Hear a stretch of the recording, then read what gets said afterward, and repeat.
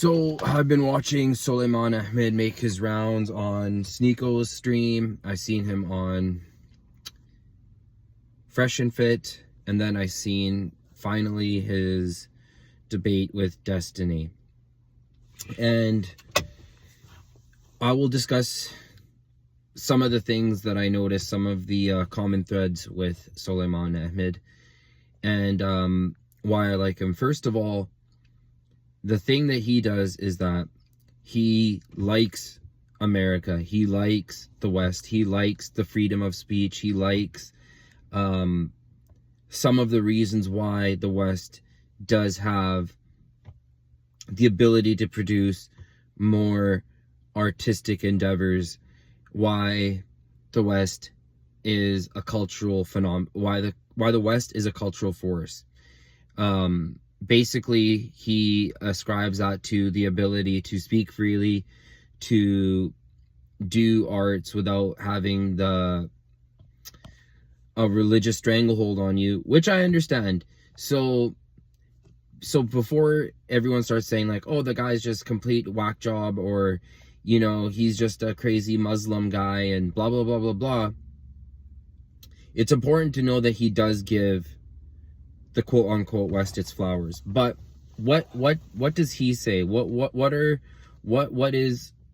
contributes to the Sulaiman Ahmed effect is that, first of all, he doesn't believe that the Prophet, peace be upon him, Muhammad, married Aisha at 9 years old. He doesn't think that that's true. He says that they're 18. He says that he believes in the Quran, and he also says that some parts of the hadith could be manufactured. That's the narration, that's the living testament, the living life written down of the Prophet, peace be upon him. He says that Dili Hussein, when talking about LGBT with Pierce Morgan, dropped the ball so much that he said that maybe he's an agent. Is that true? I don't think so, but he actually took it there. Myron he kept going after Laura Loomer. He kept going after Laura Loomer on Myron's stream, and he kept going after Laura Loomer in Sneeko's stream. And Myron's like, oh yeah, Laura Loomer is my friend. And he's just like, I like Laura and I like Tommy Robinson. And Sulaiman Ahmed asked him, like, what do you like about them? And he's just like, oh, I like that they should be allowed to speak because they have freedom of speech. And then after, Sulaiman got him got Myron in an intellectual armbar by saying that if you criticize anything that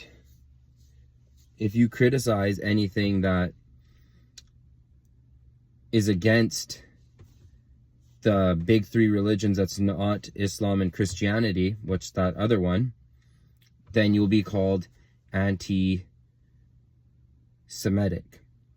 So he said that these people, he said what he said about Laura Loomer was that if Ireland gives a right to return and Conor McGregor is able to come here, make a shitstorm, go crazy, and then able to go back to Ireland, that he's practically like an Irish agent. Now, he didn't say that though, but that's what he was like saying. So Tommy Robinson, he said that Tommy Robinson is just a paid actor, and that when he saw Sneeko's letter to Mecca, that he couldn't understand it on a fundamental level, that why someone would actually in their heart be drawn to religion, because Tommy Robinson is a paid grifter. And then he also asked, he also said to Myron, now this is the one thing about Myron, this is the only thing, and I like Myron. I think Myron's a great guy. I think Myron's a stand-up guy. This is the only thing that's weird about this whole thing, is that Myron defended the crap out of Laura Loomer when she came onto the podcast and was talking about the religion.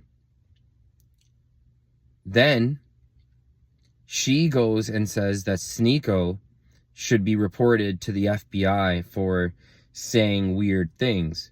Now, Myron,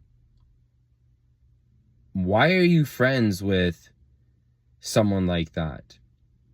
What benefit do you get for shilling for someone like that?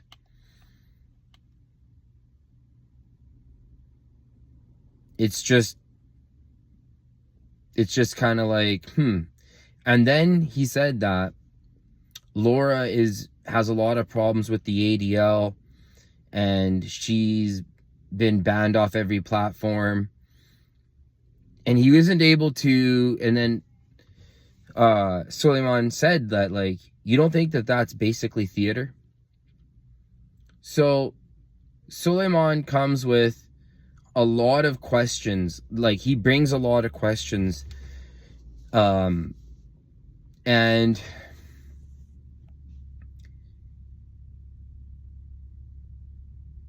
when I think about Sulaiman Ahmed, this is what I was thinking in my mind, was that you can't just be effective in the world to make a ripple by only being so religious and doing yoga all day long.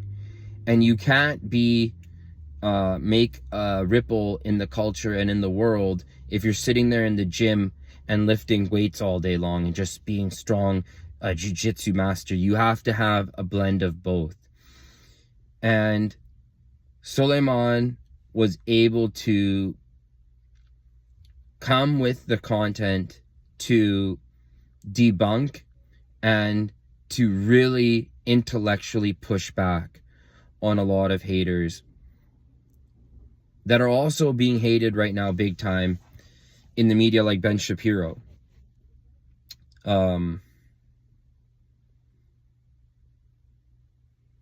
Like the people that are really against Palestine, he's able to say that, like when Destiny's like, oh yeah, America is so good with free speech and it's such a great thing, and no one wants to move there.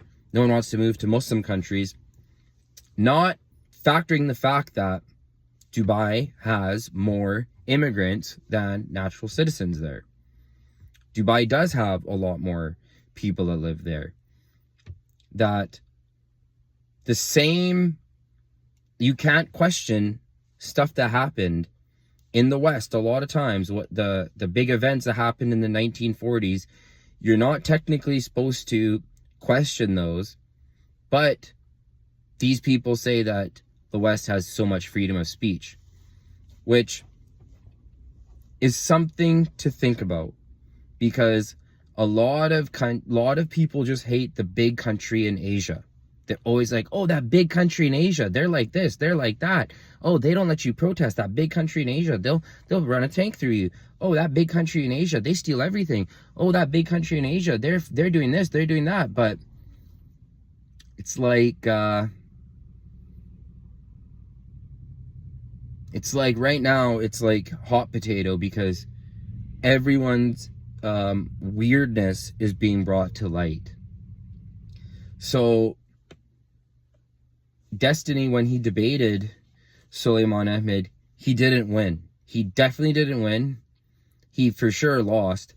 And he never really had any point where I felt like he really had Sulaiman's back against the wall. So I liked the Sulaiman Ahmed guy. And you know, I think that Mohammed Hijab is cool too.